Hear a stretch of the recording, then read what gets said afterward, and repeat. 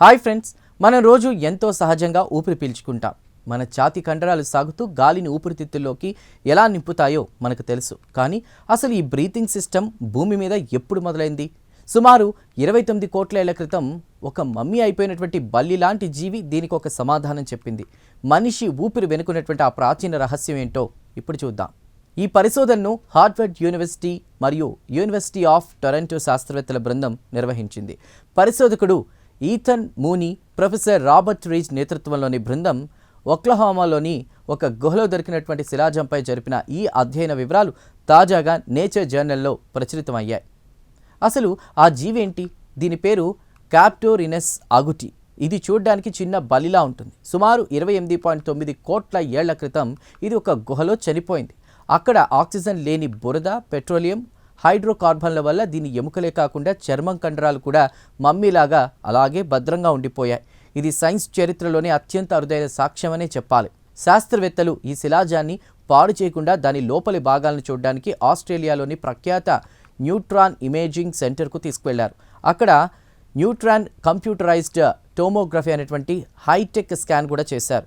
ఈ పద్ధతిలో రాతిని కూడా చీల్చుకుపోయే శక్తివంతమైన కిరణాలను వాడి శిలాజం లోపల దాగున్న కండరాలు, చర్మం యొక్క 3D చిత్రాలను అత్యంత స్పష్టంగా బంధించారు. ఈ స్కాన్లలో ఆశ్చర్యకరమైన విషయం బయటపడింది. ఆ జీవి ఎముకల చుట్టూ చర్మం, పక్కటెముకల మధ్య ఉండేటువంటి కండరాలు చాలా స్పష్టంగా కనిపించాయి.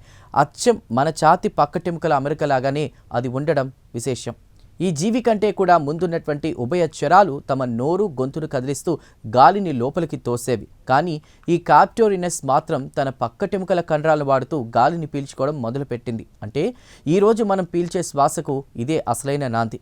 పక్కటెముకలతో ఊపిరి పీల్చుకోవడం వల్లే జంతువులు భూమి మీద వేగంగా కదలడం, చురుగ్గా ఉండడం సాధ్యమైంది. ఈ పరిశోధనలో మరో షాకింగ్ విషయం ఏంటంటే ఈ శిలాజంలో ఇంకా ప్రోటీన్ల ఆనవాళ్లు మిగిలే ఉన్నాయి. ఇన్నాళ్ళు డైనోసార్లలో దొరికిన ప్రోటీన్లు అత్యంత పాతవి అనుకునేవారు. కానీ ఈ క్యాప్టోరినస్లో దొరికినటువంటి ప్రోటీన్లు వాటికంటే 10 కోట్ల ఏళ్ళు పెద్దవి.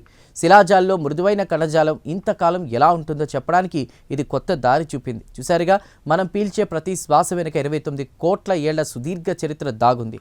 పక్కటెముకలతో ఊపిరి పీల్చుకోవడం అనేటువంటి ఆ చిన్న మార్పే భూమిపై జీవకోటి పరిణామాన్ని మలుపు తిప్పింది.